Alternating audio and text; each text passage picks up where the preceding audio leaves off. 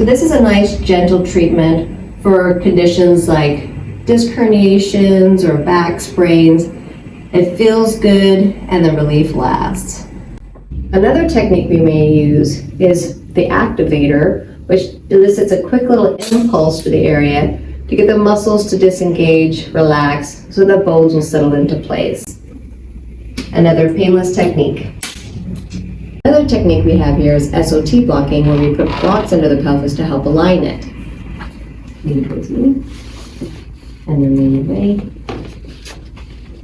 And then relax down, straighten your knees. It's that simple and it feels really good.